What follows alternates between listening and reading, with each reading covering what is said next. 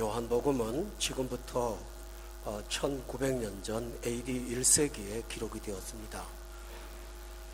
이 성경의 내용을 직접 듣게 된 청중들은 그보다 더 먼저 AD 한 50년 어간에 존재했던 사람들입니다. 이들은 우리와 다른 엄청난 장점들을 두 가지 갖고 있었습니다. 하나는 예수님을 육신으로 직접 목격을 했다라는 것입니다. 이스라엘 역사 3000년 가운데 많은 사람들은 하나님을 보기를 원했습니다. 그래서 그들은 하나님을 눈으로 보려고 나름대로 자구책을 갖고 하나님을 보려고 했는데 그것이 우상을 만들어서 하나님이라고 주장을 했던 것입니다. 그래서 십계명에는 나 외에 다른 신을 만들지 말라고까지 말씀하신 만큼 인간의 본성은 하나님을 그렇게 보고자 하는 것이 있습니다. 불신에 처하신 분들이 한번 보기만 하면 나 믿을 수 있어 라고 하는 말은 때때로는 부정적인 말도 되지만 때로는 인간 본성의 함성이기도 한 것입니다. 그런데 마침내 세상에 하나님이 오셨습니다. 그리고 눈으로 목격을 했습니다만 문제는 보고도 사람들은 그분을 하나님으로 인정하지 않았다는 것입니다. 그것이 가장 큰 문제입니다. 그토록 원했던 하나님이 오셨는데도 불구하고 사람들은 눈앞에 계신 분을 하나님으로 인정하지 않았습니다. 그리고 그들은 여전히 하나님을 기다렸습니다. 또 하나는 자신들이 갖고 있는 믿음이 지금 하나님이 주장하시는 예수님이 오셔서 말씀하시는 것보다 훨씬 더 옳다고 생각한 것입니다. 그래서 그들은 자신은 이미 구원을 받았고 바꿀 의사도 없고 그래서 종교라고 하는 것은 지금 내가 조금 부족한 거 있는데 더 채워주면 그것으로 되는 것 아닌가, 이런 정도의 생각을 갖고 있었습니다. 우리는 여기서 두 가지 오류를 발견합니다. 하나는 하나님을 모른다는 것과 또 하나는 자신들의 믿음이 참 믿음이 아니라는 사실을 잊었다라는 것입니다. 이것은 1900년 후에인 오늘날 우리의 현실도 똑같은 상황이 벌어지고 있다는 것입니다. 예수님은 말씀하셨습니다. 내가 세상 끝날까지 너희를 떠나지 않고 너희와 항상 함께 있겠다고 말씀하셨지만 우리는 하나님의 존재를 기억하지 못합니다. 또 우리는 우리 자신의 믿음에 대해서 조금 더 의심하지 않습니다. 이미 믿음은 확보해 둔 것이니까 신앙생활 하면서 어떻게 하면 하나님을 통해서 좀 더 내 삶이 평안해질까에 주목하고 있습니다. 그러나 먼저 물어야 될 것이 하나 있습니다. 그것은 우리의 믿음이 진짜 믿음인가 라는 사실을 물어봐야 될 것입니다. 저 어린 시절에 초등학교 다닐 때 1년에 2번씩 혹은 3번씩 학교에서 회충약을 나누어 주었습니다. 그래서 먹고 나서 선생님이 확인도 하곤 했습니다. 국가가 왜 회충약을 나누어 줬냐면 아무리 좋은 영양식을 먹는다고 해도 속에 있는 해충이 영양바를 빨아버리면 아무 소용이 없기 때문에 해충을 죽이지 않고 다른 걸 먹어봐야 의미가 없다고 판단한 것입니다. 그것은 올바른 정책이었죠. 이것처럼 우리가 우리 자신의 문제에 신앙이 없는데도 불구하고 난 믿음이 있다고 생각하면서 주어질 것만 기다린다면 내 속에 있는 회충 같은 영양소가 악성이 있는데 어떻게 그것이 도움이 되겠습니까? 따라서 지금 이들의 믿음은 수천 년 내려온 믿음이지만 이것은 아무것도 아닌 무라고 하는 사실을 예수님은 탄식을 한 것입니다. 그래서 오늘 본문에는 그에 대한 해답을 말씀하고 있으면서 오늘 본문의 문맥은 첫째로는 예수님이 누구신가? 오늘 이야기를 하면 여러분도 그건 다 알고 있어요 라고 말할 수 있겠지만 저도 30몇 년 목회하면서 처음으로 경험하는 진리이기 때문에 저도 굉장히 깜짝 놀랐습니다. 또 하나는 내 믿음은 이 정도면 괜찮잖아 했는데 나도 내 믿음을 다시 한번 점검해 볼 기간이 되었습니다. 여기서 오늘 본문에서 두 가지를 말씀드리겠습니다. 첫째로 예수님은 누구실까요? 본문 31절에 보면 아주 중요한 두 가지 내용이 나옵니다. 첫째로는 예수님은 위로부터 오시는 분이십니다. 이것은 위라고 하는 말은 장소적으로 위라고 말하는 것도 있지만 초월한 세계에서 오셨다, 저 인간의 세상이 아닌 다른 곳에서 오신 분이다 라는 것입니다. 그리고 오셨다라고 하는 것은 다른 말로 하면 하늘로부터 오셨다라고 본문은 또 표현하고 있습니다. 31절 끝에 보니까 위로부터 오신 이는 하늘로부터 오셨다고 말씀하셨습니다. 다시 말하면 우리 인간의 제한된 시간과 공간을 뛰어넘는 영원한 세계에서 그분은 이 작고 좁은 지구 땅에 당신이 오셨습니다. 이분이 바로 예수님이십니다. 기독교만의 종교를 기독교만이 구원이라고 말할 수 있는 것은 모든 종교는 안에서 시작된 것이지 밖에서 들어온 게 없습니다. 그러나 예수님은 바로 위로부터 오셨습니다. 근데 여기 중요한 사실이 있습니다. 저는 지금 말을 잘못하고 있습니다. 31절에 보면 시제가 정확하게 틀렸습니다. 위로부터 오셨습니다가 아니고 위로부터 오시는 이라고 되어 있습니다. 여러분 영어 성경을 보시면 현재형으로 되어 있습니다. 불변의 상황을 현재형으로 기록하잖아요. 태양은 뜬다, 지구는 돈다, 이럴 때 과거형 현재형 쓰지 않아 현재형 쓰잖아요. 이것처럼 오늘 본문도 위로부터 오신다고 하는 말은 계속 오시지 한 번 오셨다가 가시고 끝난 역사적인 사건을 한순간을 말씀하는 것이 아닙니다. 오늘 예수님은 이 땅에 오신 분이었지만 위로부터 끊임없이 오고 계십니다. 믿지 않는 자에게 찾아오십니다. 교회에 찾아오십니다. 믿는 자에게 계속 오십니다. 그러므로 이분의 오심은 현재형입니다. 과거에는 육신으로 오셨지만 지금은 영으로 오십니다. 따라서 신성을 가지신 예수님은 위로부터 오셨고 하늘부터 오셨는데 또 중요한 사실은 31절에 보니까 그분은 만물 위에 계시는 분으로서 만물을 초월하시는 분인데 36절에 보니까 만물 위에만 계시지 않고 만물이 그의 손에 있다고 표현되어 있습니다. 이 세상의 모든 종교는 만물 속에 속한 어떤 부분입니다. 그러나 예수 그리스도는 위로부터 오시고 하늘에서 오시고 만물 위에 계시고 만물을 손에 잡고 있는 분입니다. 이런 분을 누구와 비교할 수가 있을까요? 어떤 사람과 어떤 존재와 이분을 비교할 수 있을까요? 이분은 비교할 수 없는 하나님이 있습니다. 이분이 바로 예수 그리스도이십니다. 왜 예수님이 하늘에서 오셨다는 신성을 강조할까요? 본문 12절에 여러분이 앞에 보시면 예수님은 위로부터 오셔서 하늘 일을 말씀하신다고 말씀했습니다. 12절을 보시면 땅의 일을 말하여도 믿지 아니하거든 하물며 하늘의 일을 말하면 어떻게 믿겠느냐. 13절에 하늘에서 내려온 자 인자 외에는 하늘에서 올라온 자가 없느니라고 말하면서 당신은 하늘의 일을 말한다고 말씀하셨습니다. 여러분, 찰스 다윈이 진화론이라는 것을 갖고 오늘 현대세계에 무척 고통을 주고 있습니다. 진화론의 시작의 이론이 뭔지 아세요? 가정입니다.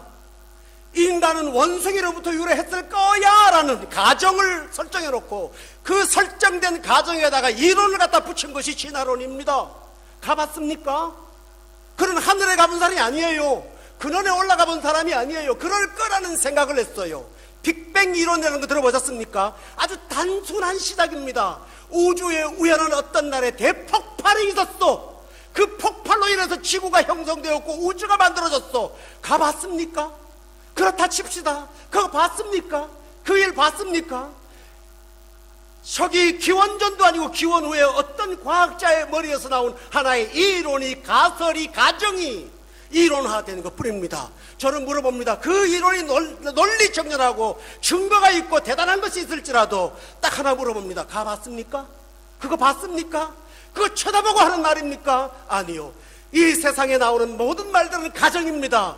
그러나 예수님은 하늘에서 오신 분입니다. 그래서 하늘의 일을 말씀하십니다.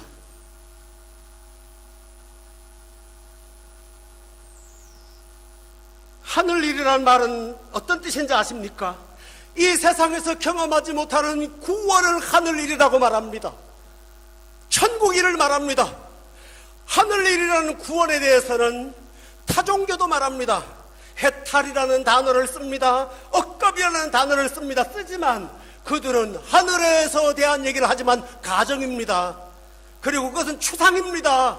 자신도 그럴 거라는 개연성을 갖고 말하는 것입니다. 그러나 예수님은 구원을 만드신 분으로 하늘에 준비하신 구원을 이야기하러 오신 분입니다. 따라서 주님은 위로부터 오셨다는 말은 구원을 말씀하러 오셨습니다. 요한계시록이나 이런 성경을 보면 내가 높은 곳에 올라가서 하나님의 영광의 보좌를 보았는데 백옥 같고 초옥 같고 금으로 만든 다리가 있고라는 말들은 상징적인 용어이긴 하지만, 그러나 그것은 인간의 머릿속에 나오는 유토피아적인 가상이 아닙니다. 그것은 실제입니다. 그 이야기는 이 세상에 어떤 사람도 할 수가 없어요. 주님은 우리가 예수 믿고 죽으면 거기 가서 산다고 하는 거, 예수 믿으면 살아도 영생을 얻는다는, 그것은 하늘 일을 말하는 것입니다. 따라서 주님은 하늘 일을 말씀하시기 위해서 이 땅에 오셨습니다.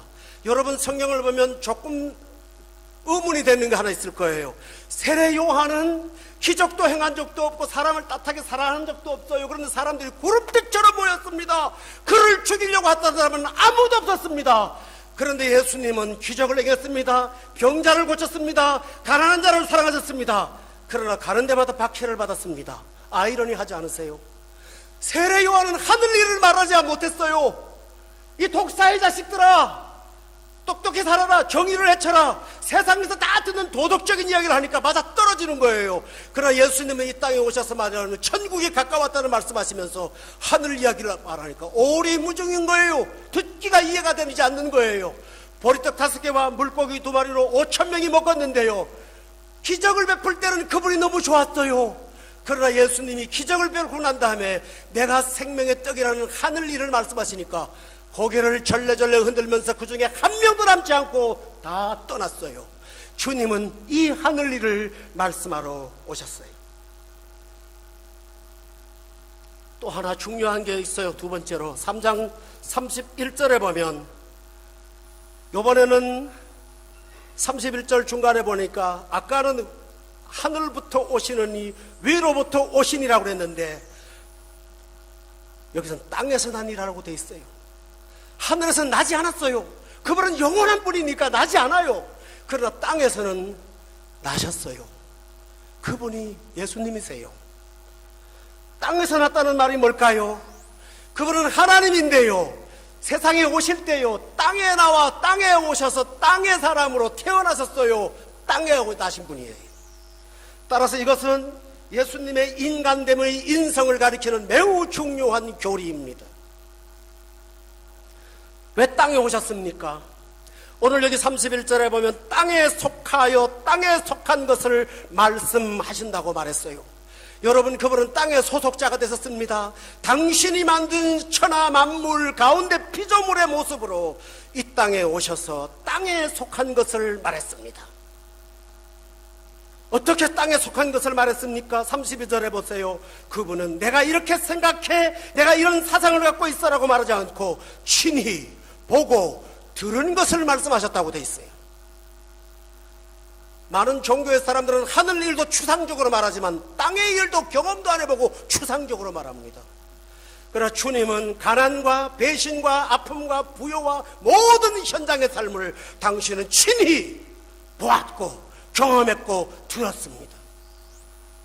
이 세상의 학자들의 이야기는 탁상공론입니다. 그러나 예수님의 이야기는요, 업무일지입니다. 경험하신 것입니다. 당신이 그 몸을 입고 신이 고통을 당하셨습니다. 여러분, 오해가 없기를 바랍니다. 과거에 좌파 운동하던 사람들은 부잣집 동네가 살지 않고 가난한 동네 가서 살았습니다. 일부러 달동네에 들어가 살고 위장 취업을 하고, 그들의 문제는 뭘까요? 가난한 동네 고통받는 사람한테 간 건 좋아요. 그러나 그들은 부잣집에는 가지 않았습니다. 그러나 예수님은 처음부터 부잣집에 가셨습니다. 결혼식에 가셨습니다. 성대한 집에 가셨습니다. 고통받는 집에 가셨습니다. 행복한 집에 가셨습니다. 그분은 인생의 생사화복과 희로애락을 전부 다 보고 듣고 친히 증언하신 분이십니다. 이런 분이 계실까요?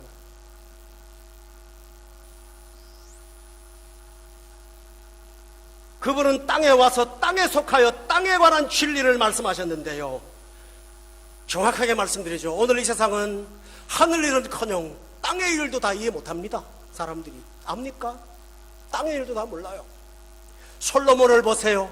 천하의 지혜로운 사람 솔로몬이 끝에 한 말이 뭔지 압니까? 내가 이 세상에 어떤 사람보다 많은 지식을 가지려고 애를 써보았는데 그 결과가 바람을 잡는 것이었다고 그는 표현하면서 헛되고 헛되도 다 아무것도 아니었다고 말합니다. 그렇게 똑똑한 솔로몬이 1000개의 시를 짓고 그 기가 막힌 글들을 쓴 솔로몬이 나는 아무것도 모르는 무지에 속한 사람이라고 고백하고 죽지 않았습니까? 그런데 오늘 많은 사람들이 이 세상의 원리를 다 압니까? 사실을 다 압니까? 아니요. 예수님만이 땅의 일을 정확하게 아십니다. 그럼에도 불구하고 우리는 우리 영혼에 대해서는 뭘 아는 것처럼 생각합니다. 예수님은 땅에 속하셨습니다. 땅에 대한 이야기를 하나님의 눈으로 보시고 말씀하셨습니다. 그냥 탁상공원에 친히 보고 듣고 살고 경험하시면서 그 이야기를 사람들에게 해주는 결론이 뭘까요? 불행이라고 말씀하셨습니다. 결론은 결과는 원인은 어디 있는가 하면 죄 때문이라고 말합니다. 죄의 삭은 사망이다. 죄는 불행이다. 하나님의 생명에 떠난 것이 바로 문제다. 그래서 3장 말씀에 보면 이 세상의 문제가 뭘까? 땅에 속한 이야기는 바로 이것입니다. 19절에 보니까 자기 행위가 악하다. 빛보다 어둠을 더 사랑하는 것이다. 20절에 보면 빛을 미워하는 것이다.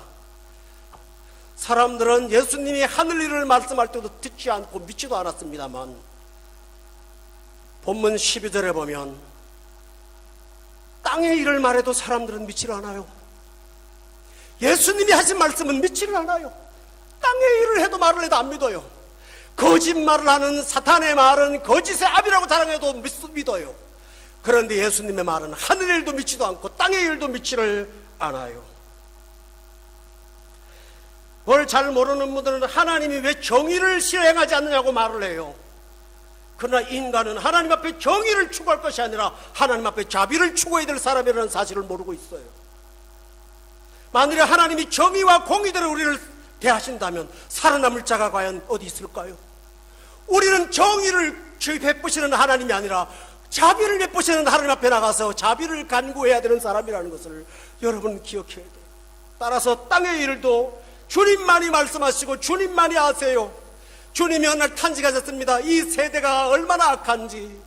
저녁에 하늘이 붉으면 내일 일기가 어떻게 되겠다고는 알지만 세상의 시대의 풍조를 알지 못하는 이 답답한 사람들아 라고 말씀하지 않았습니까?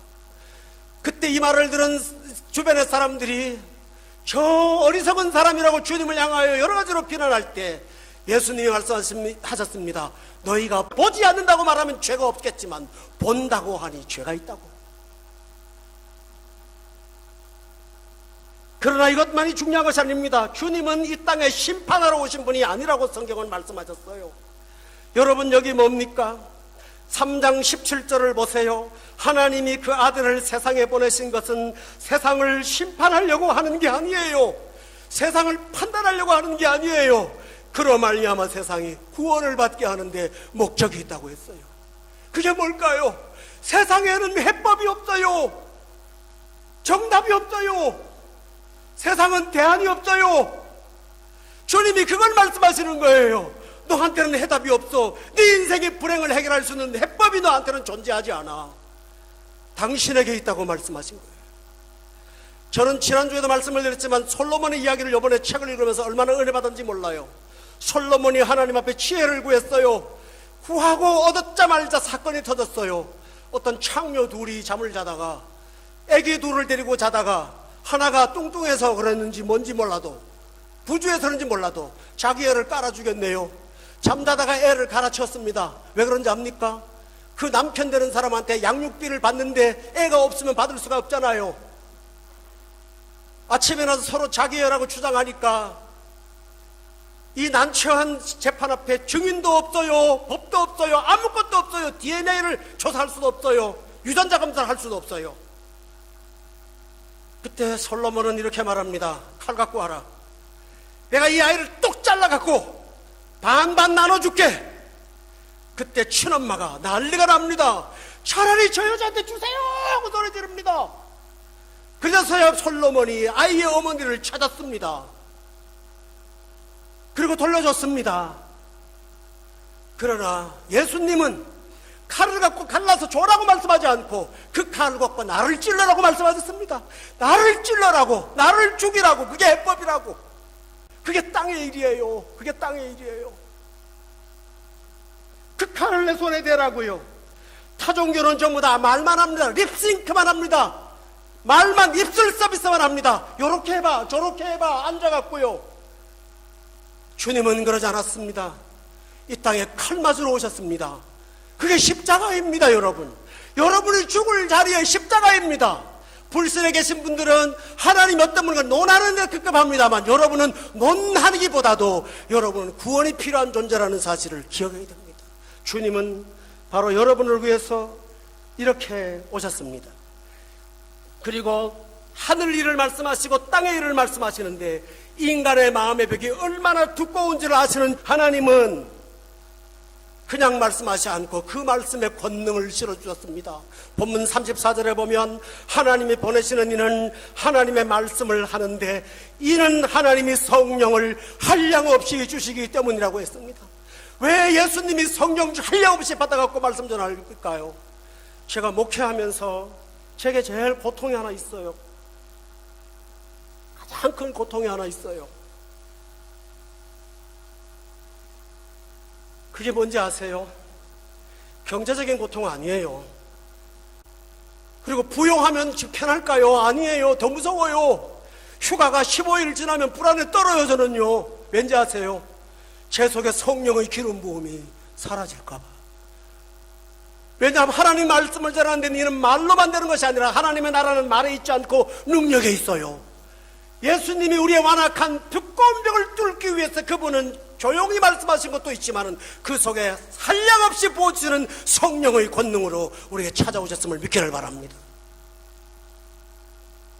최근 북한의 핵을 해결하기 위해서 깊이 몇 미터 되는 콘크리트를 뚫는 폭탄을 우리가 가질 수 있도록 허락하느니 마느니 말이 있죠. 그거보다 인간의 마음이 어느 두꺼운지 몰라요. 여러분 오해가 없기를 바랍니다. 목회생활 오래 하면서 제 마음속에 큰 절망이 하나 있어요. 사람이 사람 바뀌어요. 예배 시간에 10분 먼저 오는 분은 항상 그 시간에 오고요, 뒤에 오는 분은 항상 그분에 오고요. 그 자리에 앉아서 조금도 변하지 않는 걸 보면서 저는 엄청난 무력감을 느낄 때가 많아요. 하나님의 권능의 말씀을 들고 강단에 섰는데 어떻게 영혼이 이렇게 변하지 않는지 나 자신부터요. 여러분, 그러나 이것은 여러분이 나빠서가 아니라 인간의 특성입니다. 그만큼 죄의 본성은 뜨거워요. 이걸 뚫기 위해서 성령을 한량없이 주셔서 역사하십니다. 여러분 한 영혼을 구원하시기 위해서 하나님은 말씀하시고 예수님은 이 땅에 와서 인간으로 말씀하시고 성령님은 말씀하시는데 적용하시는데 능력을 주셔서 우리에게 말씀을 전할 때 삼위일체가 역사한다는 사실을 믿으십니까? 여러분 이 설교 시간이 단순한 시간일까요?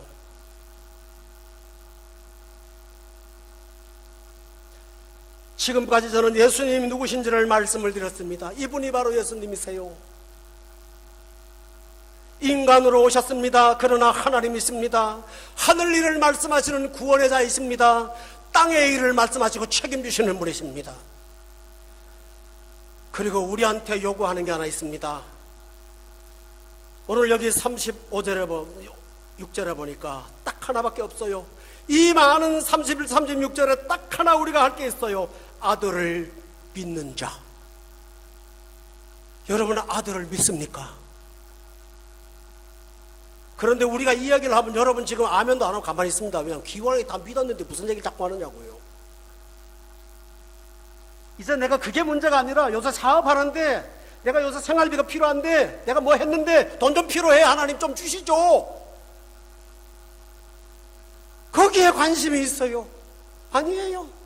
제가 말씀드렸잖아요. 아무리 먹어도 회총이 속에 들어가 있으면 소용이 없다고요.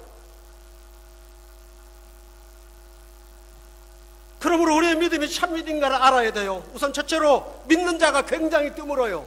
33절에 보세요. 그의 증언을 받는 자가 믿는 거예요. 33절에요. 그런데 32절에 보세요. 듣기는 하지만 증언을 받는 자는 없다고 돼 있어요. 많지 않다고 돼 있지 않고 없어요. 성경은 좁은 길과 넓은 길을 말씀하십니다. 넓은 길에 서 있습니까? 좁은 길에 서 있습니까? 믿는 것은 증언을 받는 것입니다. 아멘. 기독교는 사상이라고 말하지 않고 개념이라고 말하지 않습니다. 증언이라고 말합니다. 사실을 목격한 대로 말하는 거예요. 타종교는 전부 다 사상을 말하는 거예요. 철학을 말하는 거예요. 인간이 만든 거예요. 그러나 예수님은 증언자예요. 이것은 법적 용어예요. 내가 보고 친히 보고 들은 거 말한다는 거예요. 그런데 받아요. 이게 바로 믿음이에요. 받는다는 말이 뭘까요? 나에 대해서 무슨 얘기를 하든지 수용한다라는 뜻 아니겠습니까? 근데 뭘로 받는지 안 받는지를 압니까? 오늘 본문 33절에 보면 너무너무 중요한 얘기가 있어요. 하나님이 참되시다는 것을 인치는 것이 받는 거예요. 여러분, 병원에서 의사가 검사를 해요. 심각한 질병이 발견됐습니다. 수술 들어가야 되는데요. 동의해 주세요. 사인을 해야 되죠. 사인 안 하면 수술합니까? 안 합니까? 듣고 맞아요. 그런데 사인 안 하면 안 받은 거잖아요. 제가 한국에서 전셋집도 월세집도 살아보고 내 집도 가져봤는데요. 그때마다 꼭 거치는 절차가 있죠. 부동산 가야 되잖아요. 부동산 가서 그 사람하고 제일 먼저 하는 일이 뭐죠? 나 이런 집 32평짜리 아파트 구하는데 좀 보여주세요. 그럼 여기저기 뽑아요. 그러고 난 다음에 그냥 뽑으면 그것만 쳐다봅니까? 가봅시다. 가잖아요. 하루 종일 더운 날에 가을에 이사 가는 사람은 땀 빼는 여름에 가잖아요. 영상 32도에 땀을 빨빨 흘려가면서 부동산 업자가 여기저기 데리고 다니는데 하루 종일 갔다 온 다음에 계약서 쓰자는 말을 안 해요. 뭐죠? 나도 미안하고 그 사람도 미안하잖아요. 그러니까 그분들은 오늘 몇 집 봤어가 중요한 게 아니라 계약서 몇 장 끊었어. 오늘 그거예요. 여러분 들었어요. 기독교에 대한 얘기를 알아요. 근데 사인하셨어요? 예 이름으로 자필 서명하셨어요? 인을 치셨어요? 성경은 요한계시록은 구약은 구원을 이렇게 말해요. 요한계시록은 이마에 인을 친 자가 하나님의 자녀라고요. 오늘 많은 사람들이 그 말은 듣기에 지당한 말이에요. 맞는 말이에요. 틀리지 않은 말이에요. 어느 교회나 가면 다 하는 말이에요. 들었어요. 나와요. 사인 안 해요. 그런데 뭐에 인을 친다는 말입니까? 33절에 보면 인을 치는 조항이 있어요. 하나님이 참되시다는 것을 인을 친다는 말이에요. 이 말이 뭘까요? 하나님은 전부 사실입니다.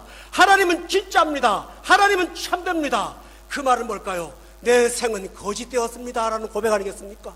나는 잘못 살았습니다. 내가 잘못 따랐습니까? 하는 고백 아닙니까? 하나님만이 참되다는데 인을 친다는 말은 나는 거짓이었어요 라고 고백하는 것입니다.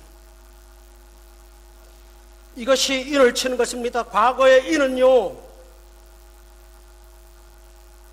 도장을 하든 뭐라든 자기 개인의 이름을 사인해야 했어요. 여러분이 이 믿음의 복음 앞에 여러분의 이름을 사인하셨나요?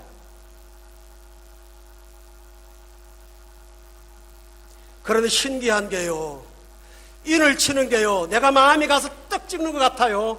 아니에요. 부동산 얘기했죠. 여러분 정말 100% 마음에 들어서 집에 도장 딱 찍고 오신 분 계셨습니까? 진짜 좋은 집은 저쪽에 놔두고 얼떨결에 찍는 경우가 많아요. 얼떨결에 10년을 살면서 남양물 갈걸, 우리 집이 그랬어요. 맨날 동양에 왜 들어갔나 얼떨결에 찍어갖고요. 근데 지금 보면 그 얼떨결에 찍은 동양이 참 좋았어요. 여러분의 논리가 이해가 되고 맞아떨어져서 도장을 찍습니까? 아니요. 세상에 그런 사람들은 별로 없어요. 인생의 사람은요 진짜 별로 중요하지 않아요. 콩나물 살 때는요 콩나물 때가 새파라냐 노라냐 따져요. 그런데요 다이아몬드 살 때는요 기가 갖고 조사하면서 사는 사람 못 봤어요. 그 집에 맞닥하면서 사는 거죠. 진짜 중요한 문제는 비합리로 결정을 해요. 인간은요 합리로 결정 안 해요. 따라서 여러분이 진짜로 믿는다는 게 뭘까요? 받아요. 하나님이 참입니다. 하나님은 진짜입니다. 이분만 따르면 됩니다. 그리고 인을 치는 거예요. 이렇게 믿는 게 믿음이에요. 그런데 왜 인을 치지 않을까요? 사람이 뭘 하든지 마지막 계약서의 법적인 조항에 도장 찍는 거 제일 힘들어요. 그게 제일 어려워요. 결론적으로 사인하는 거가 쉽지 않아요. 왜냐하면 다가올 책임들이 무궁무진하기 때문입니다. 그러나 여러분, 기독교가 책임을 감당하라고 사인하라고 하는 겁니까? 아니에요. 영국 왕국에 들어갈 모든 조항을 만들어 놓았는데요, 본인인 걸 확인하고 사인하면 들어갈 수 있잖아요. 주님이 만들어주신 모든 구원의 특권 가운데 내가 동의해서 그것을 내 것으로 만드는 것이 인이지, 그 인을 친다고 해서 그날부터 내가 하나님 노릇을 합니까? 부담을 가집니까? 중대한 착각을 하고 있는 것입니다. 인을 친다는 말은 내 손으로는 아무것도 할 수 없어요, 하나님만이 할 수 있어요 라고 고백하는 것이 인을 친다는 것을 믿으십니까? 이게 인 치는 거예요.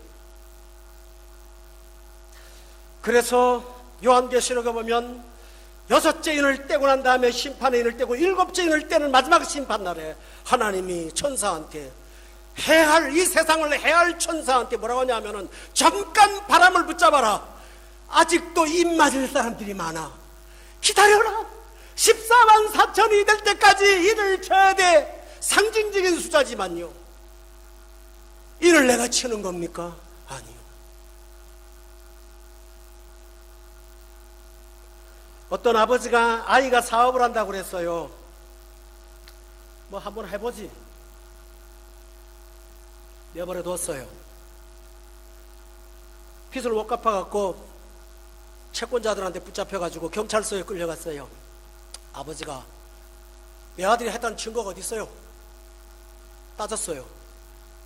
앞에 조서를 꾸미는 경찰서 공무원께서 서류 한 장을 내밀어요. 여기 보세요, 아들 사인이 있는데요.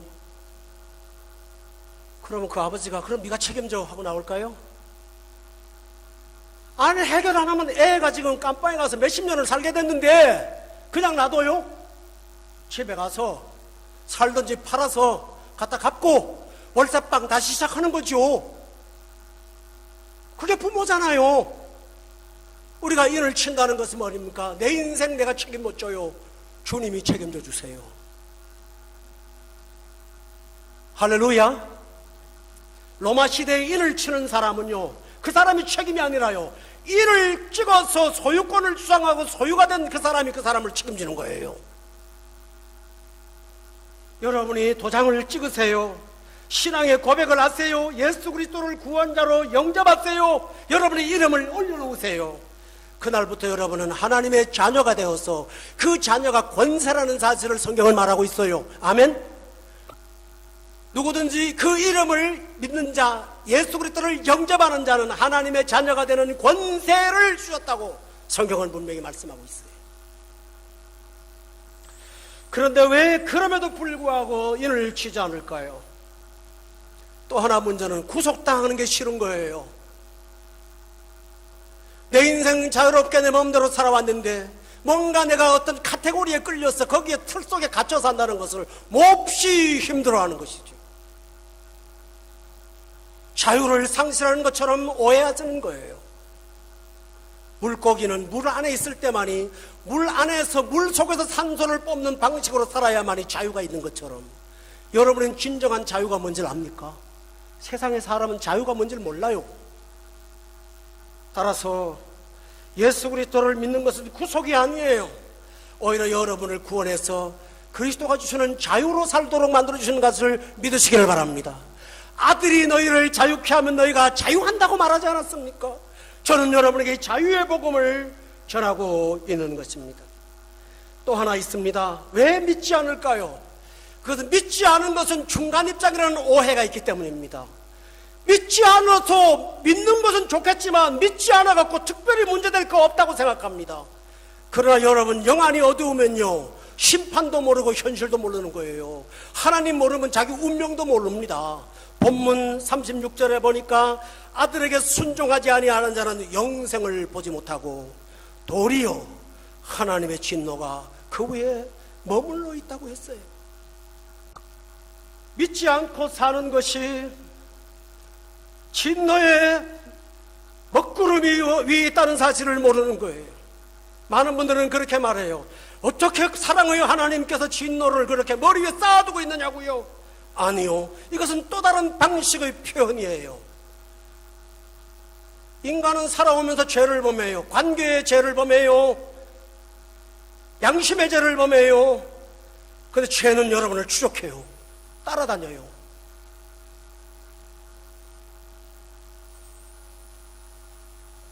그 죄의 결과는 사라지지 않아요. 다른 말로 표현하면 그것이 머리 위에 있어요. 주께서 그 문제를 해결하지 아니하시면 여러분이 쌓아놓은 여러분의 문제가 진노가 되어서 쏟아진다는 사실을 아십니까? 오늘 불신에 속한 사람들은 뭐 나중에 미치요, 노력해 볼게요, 보통 하는 말들이에요. 인을 어떻게든 안 치려고 그래요.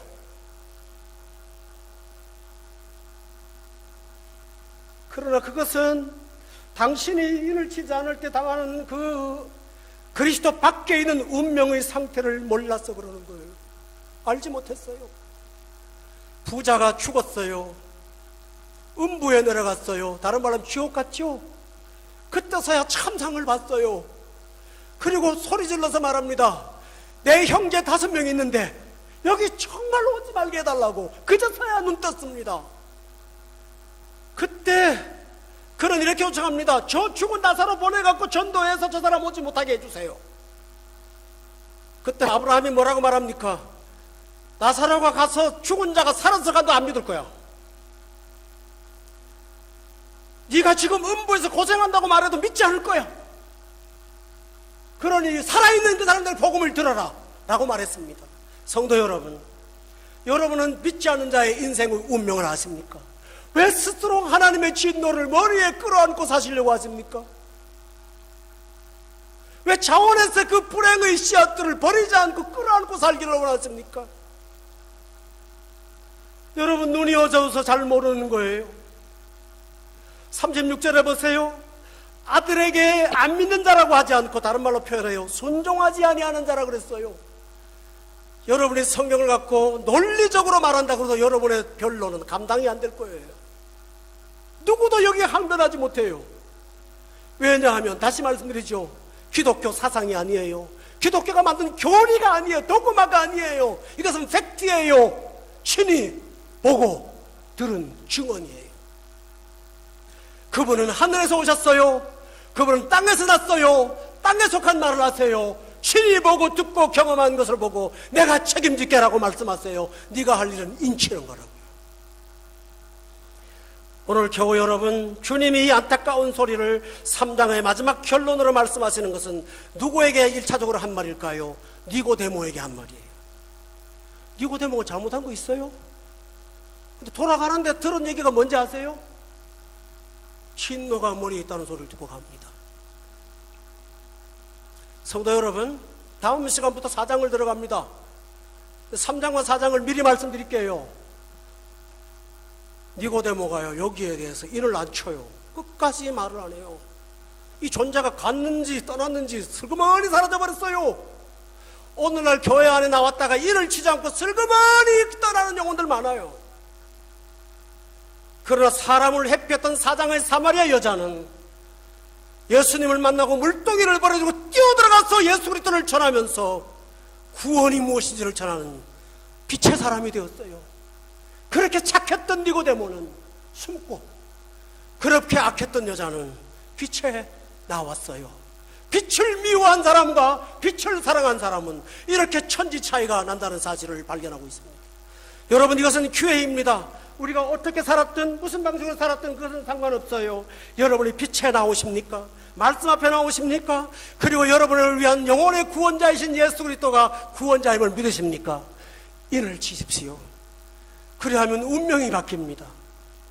여러분의 영혼이 바뀝니다. 오늘 결론을 말씀드립니다. 36절에 보면 아들을 믿는 자에게는 영생이 있습니다. 죄사함이 영생입니다. 어둠에서 해방되는 게 영생입니다.